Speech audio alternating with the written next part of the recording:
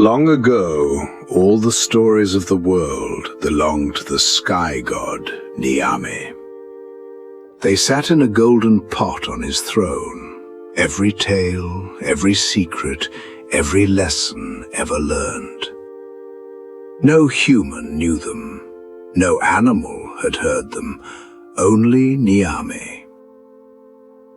But a small spider named Anansi wanted them all. And this is how he bought wisdom with nothing but a rope, a gourd, and a very clever tongue.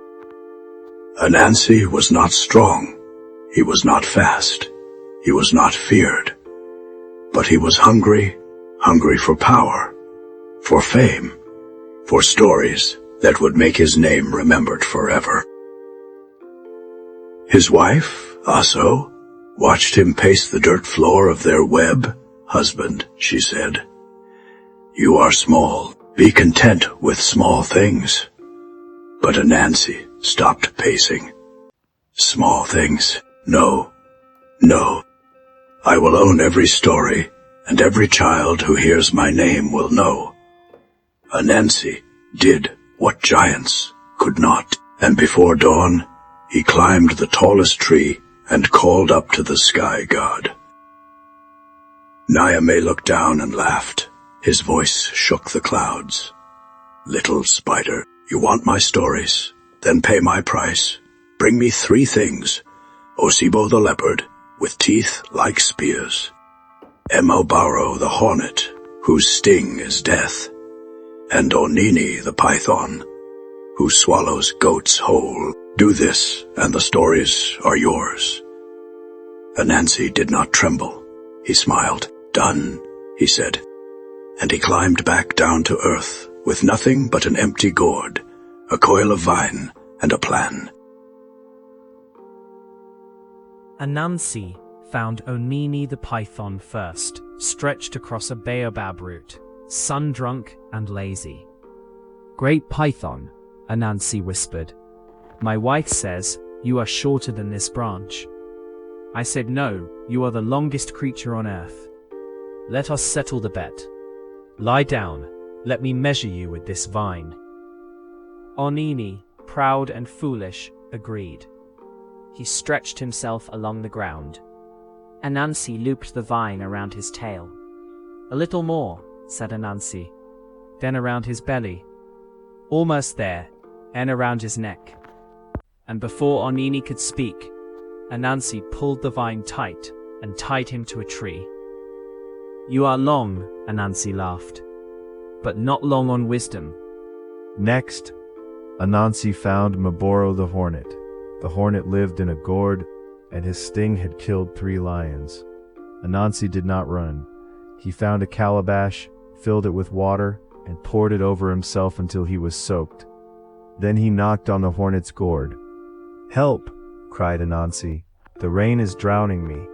Please, let me inside this gourd with you, just until the storm passes." Mmoboro looked at the dripping spider and took pity. "Only for a moment," he said. But the moment Anansi entered, he plugged the gourd's hole with a leaf.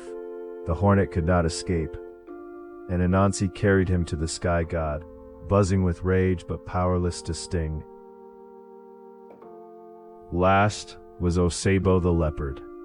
Anansi could not fight him, could not tie him, could not trap him in a gourd. So Anansi dug a deep hole in the middle of the leopard's path. Then he covered it with sticks and leaves and waited. When Osebo fell in, Anansi looked down. "Osebo," he said, "you are trapped. But I am merciful. I will lower a vine and pull you out if you promise not to eat me." The leopard, desperate, agreed. Anansi lowered the vine. Osebo climbed, and when the leopard's head reached the top, Anansi tied the vine to a tree and left him hanging, paws reaching, mouth snarling, but completely helpless.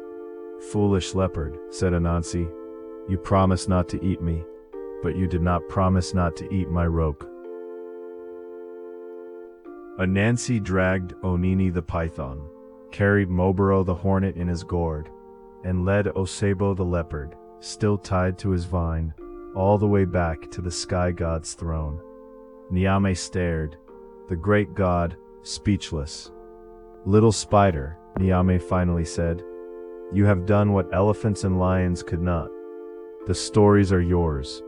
Every tale from this day forward will be called Anansi story," and Nyame handed him the golden pot. Anansi held the golden pot. Inside it, every story, every secret, every lesson ever learned. He was the richest creature in the world. But the pot was heavy, and Anansi was small, so he tied it to his back with a vine and began to climb down from the sky. He thought, "If I am the only one who knows these stories, I will be the greatest. No one else will share my power." So he decided to hide the pot at the top of the tallest tree, where no creature could reach it. But his son, Ntikama, had followed him.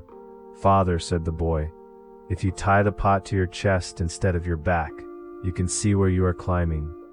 Anansi, embarrassed that his son was wiser, looked down, and in that moment the vine slipped. The pot fell. It shattered on the rocks below. Wisdom scattered across the world. A little here, a little there. No one could own it all.